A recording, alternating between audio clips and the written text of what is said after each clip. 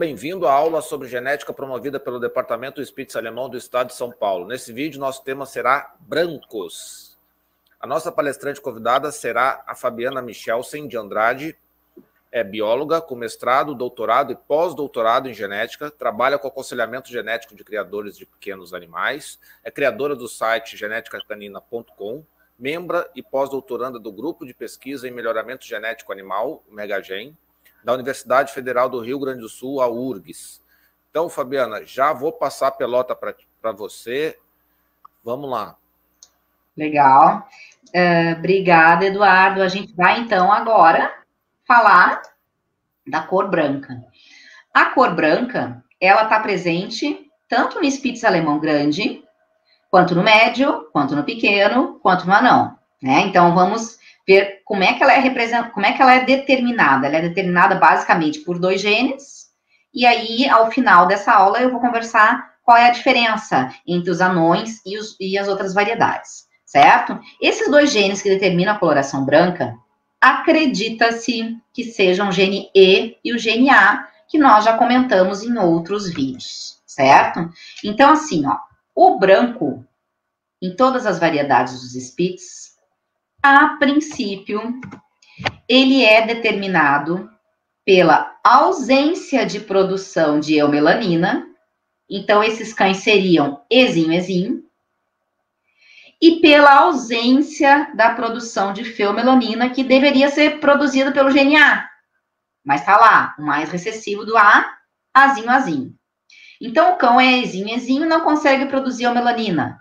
O cão é Azinho, não consegue produzir feomelanina no pelo, certo? E é por isso que ele não tem nenhum desses pigmentos. Isso é o que se sabe sobre o branco em algumas raças. Já foi comprovado que o branco é dessa forma para o husky, para o samoyeda, para o pastor branco suíço e para muitas outras raças. No Spitz, eu não encontrei nenhum trabalho que afirme que o branco no Spitz é deste tipo. No entanto, não existe nenhuma outra explicação para o branco que seja conhecida, certo? Então, a gente segue o que se sabe para outras raças até que se prove o contrário, certo? Bom, o cão branco, então, ele é Ezinho, Azinho, e com relação aos outros genes que nós já vimos nos outros vídeos, ele muito provavelmente é homozigoto também. Por que eu digo isso?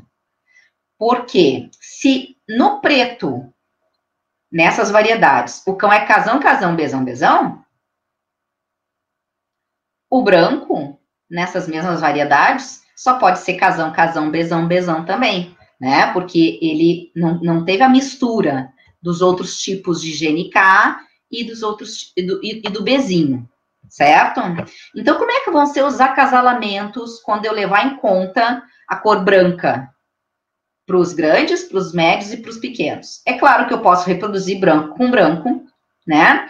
Aqui, eu gostaria de comentar que existe uma crença muito grande de que não se pode reproduzir branco com branco por várias gerações, porque os filhotes vão, ao longo das gerações, perdendo pigmento de pele.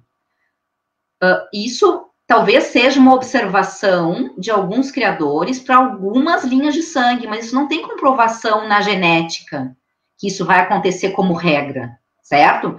Nos brancos, quando a gente falar dos particolor, vai ser diferente. Mas nos brancos não existe essa comprovação. A princípio, eu poderia reproduzir, sim, sempre branco com branco. Claro, selecionando aqueles cães que tivessem sempre boa pigmentação de trufo. Excepcionalmente, com autorização da FCI e da CBKC, eu posso reproduzir branco com preto e branco com marrom. Por quê?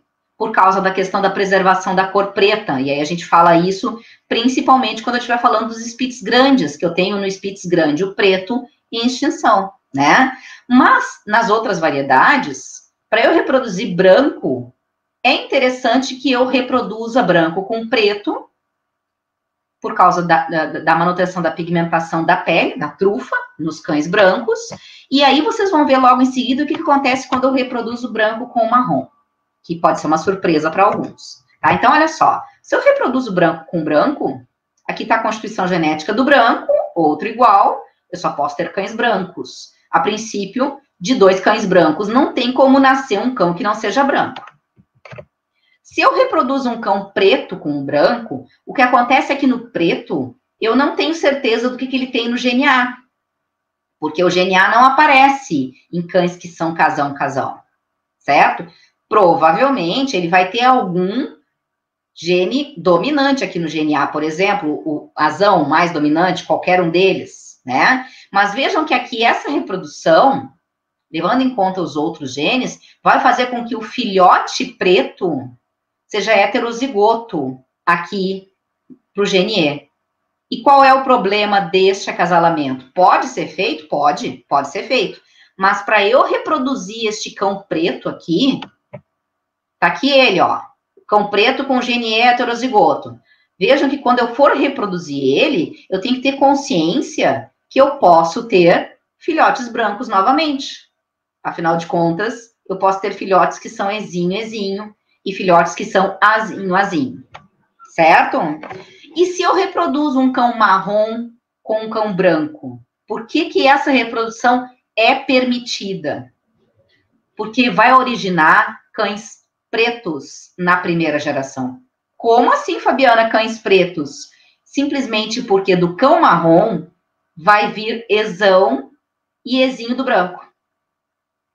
Do cão marrom vai vir o gene dominante do A e o azinho.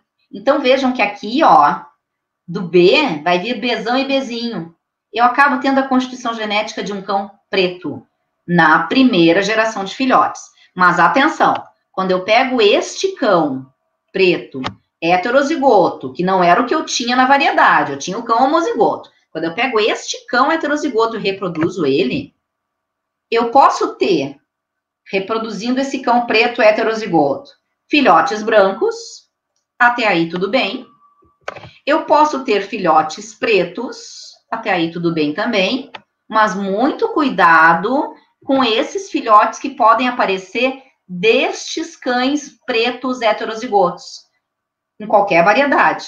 Eu posso ter cães brancos nascendo com trufas marrons, e isso é fora do padrão da raça. O cão branco deve necessariamente ter boa pigmentação preta de trufa. Certo? Então, muito cuidado com essas exceções de acasalamento. Na primeira geração, eu vou ter sempre filhotes dentro do padrão. Mas se eu reproduzir esses filhotes, eu posso ter aqui o nascimento de cães brancos, por exemplo, fora do padrão. Certo? E qual é a diferença nos anões? Novamente, nos anões eu posso acasalar todas as cores com todas as cores. Então, o que eu acabo tendo para o gene K e para o gene B dos cães brancos? Eu acabo tendo todas as possibilidades genéticas. E por isso, nos anões, eu fico sem previsão para os acasalamentos. Certo? Uma última questão ainda sobre o branco que eu queria comentar é que este branco que eu mostrei aqui para vocês é um dos tipos de branco. O segundo tipo de branco, eu diria que ele é um quase branco, né? Ele vem do cão particolor, e a gente vai falar melhor do outro tipo de branco lá na seção dos particolors e bicolores. Certo? Exemplares com má pigmentação de pálpebras, lábios, nariz, a trufa, se houver tal incidência, não devem ser selecionados para reprodução. Caso o exemplar tenha excelentes características, o mesmo pode permanecer no plantel sob a responsabilidade do criador em promover acasalamentos que melhorem a qualidade de pigmento da futura prole. Manchas amareladas podem ocorrer em alguns exemplares, principalmente nas áreas das orelhas, mas nunca dando a impressão de mancha. O ideal é atingir sempre o branco puro.